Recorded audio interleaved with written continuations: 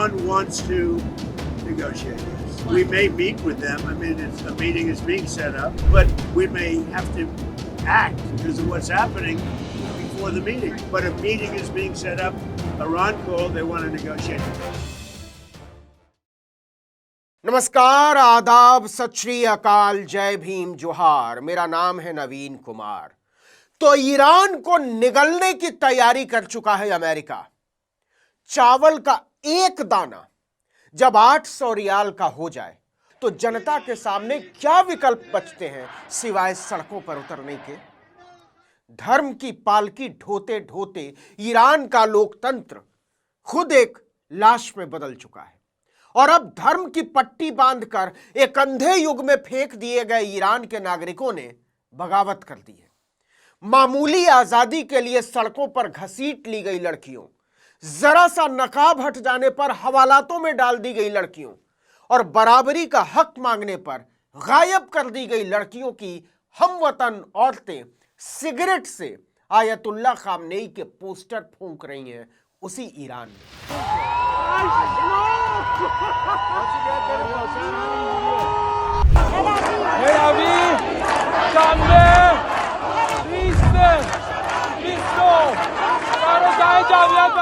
यह स्थिति अमेरिका के लिए, इजराइल के लिए और उनके पिट्ठू देशों के लिए बहुत ही मुफीद है। धर्म को राजनीति का सबसे खतरनाक धंधा बना देने वालों के खिलाफ जमहूरियत और आजादी के नाम पर तूफान खड़ा कर देना। डोनाल्ड ट्रंप इस खेल का मास्टर खिलाड़ी है। उसने खुला ऐलान कर दिया है कि वेनेजुएला के बाद अब ईरान का नंबर है। अपने सोशल मीडिया अकाउंट ट्रूथ पर वो खुद को वेनेजुएला का कार्यकारी राष्ट्रपति घोषित कर चुके हैं। ग्रीनलैंड पर भी अमेरिकी कब्जे की तैयारी हो चुकी है। ट्रंप बोल चुके हैं कि अगर ग्रीनलैंड पर हमने कब्जा नहीं किया तो चीन या रूस कर लेगा। लेकिन वेनेजुएला के तेल भंडार पर कब्जे के बाद ट्रंप की नजरों में सबसे ज्यादा चुभ रहा है ईरान। वहां भी बहुत तेल है। पिछले साल जो काम इजराइल और अमेरिका की ईरान के खिलाफ सैन्य कार्रवाई नहीं कर पाई, ईरान के बड़े से बड़े सैन्य कमांडरों से लेकर ईरानी प्रशासन के आला अफसरों को मौत के घाट उतार देने के बाद भी जो काम नहीं हो पाया, अब वो ईरान की जनता के नाम पर होगा। पत्रकारों से बात करते हुए अमेरिकी राष्ट्रपति डोनाल्ड ट्रंप ने कहा कि ईरान ने अमेरिका से संपर्क करके बातचीत का प्रस्ताव रखा है, लेकिन हालात को देखते हुए ऐसा लग रहा है कि हमें पहले कार्रवाई करनी पड़ेगी, क्योंकि ईरान में प्रदर्शनकारियों की मौत की संख्या बढ़ती चली जा रही है। गिरफ्तारियां जारी हैं। अभी तक 500 से ज्यादा लोगों की मौत हो चुकी है। लेकिन सवाल है कि क्या ईरान में जो कुछ हो रहा है उसके लिए केवल अमेरिका और इजराइल जिम्मेदार है? क्या इजरायली खुफिया एजेंसी मोसाद और अमेरिकी हस्तक्षेप की बात कह के ईरान की धार्मिक सरकार अपने सारे काले कारनामों से छुट्टी पा सकती है? इस बात को समझने में कोई हैरत नहीं होनी चाहिए कि दुनिया भर के कई देशों में मौजूदा सरकारें सिर्फ धार्मिक प्रतीकों, नारों और भाषणों से जनता को बरगलाए रखना चाहती हैं, उन्हें उल्लू बनाती चली जा रही है। लेकिन इस बात को समझना होगा कि धर्म की राजनीति के नाम पर समूची जनता को अंधा समझ लेने की भूल से पूरी कौम अंधी नहीं हो सकती है और यह साफ साफ नजर आ रहा है। लंदन से तेहरान तक, वेनेजुएला से बांग्लादेश और नेपाल काठमांडू तक ईरान की जनता 3 हफ्तों से खामनेई सरकार के खिलाफ सड़कों पर है। तेहरान की सड़कों पर जनसैलाब उमड़ा हुआ है। सरकार प्रदर्शन रोकने के लिए बिजली काटती है तो प्रदर्शनकारी मोबाइल के फ्लैश लाइट जलाकर विरोध करते हैं। यह बिल्कुल वैसा ही है जैसा किसानों को दिल्ली पहुंचने से रोकने के लिए भारत में किया गया था। लेकिन ईरान में केवल किसान सड़कों पर नहीं है, आधी अवाम उतर आई है। पुलिस मस्जिद की आड़ लेती है तो प्रदर्शनकारी मस्जिद को फूंक डालते हैं। प्रदर्शनकारियों ने तेहरान की अल रसूल मस्जिद को आग के हवाले कर दिया। फूंकने वाले मुसलमान हैं। उन्हें लगता है कि मस्जिदों, तकरीरों और इस्लाम की हिफाजत के नाम पर उन्हें सिर्फ मूर्ख बनाया गया है। पुलिस गोलियां चलाती है तो प्रदर्शनकारी अपनी छाती अड़ा देते हैं, लेकिन पीछे नहीं हटते। अब तक 544 लोगों की जान जा चुकी है। इसमें 8 बच्चे भी शामिल हैं। 10,000 से ज्यादा लोगों को हिरासत में लिया गया है। लेकिन इतनी मौतों और इतनी गिरफ्तारियों के बाद भी सड़कों पर उमड़ा जनसैलाब बिखरने का नाम नहीं ले रहा है। ईरान की सत्ता पर काबिज खामनेई की हिम्मत नहीं हो रही है जनता को संबोधित करने की, दुनिया के सामने आने की। दिखाई दे रहा है कि ईरान की जनता धर्मांधता का झंडा ढोते ढोते थक चुकी है और इसकी जायज वजह है। मजलिसे शूरा की आयतों से पेट नहीं भरा जा सकता। ईरान भीषण आर्थिक संकट से गुजर रहा है। अमेरिकी प्रतिबंधों ने उसकी अर्थव्यवस्था तोड़कर रख दी है। बेरोजगारी अपने चरम पर है। महंगाई ने आग लगा रखी है। ईरानी मुद्रा की गिरावट ने देश को कंगाल कर दिया है।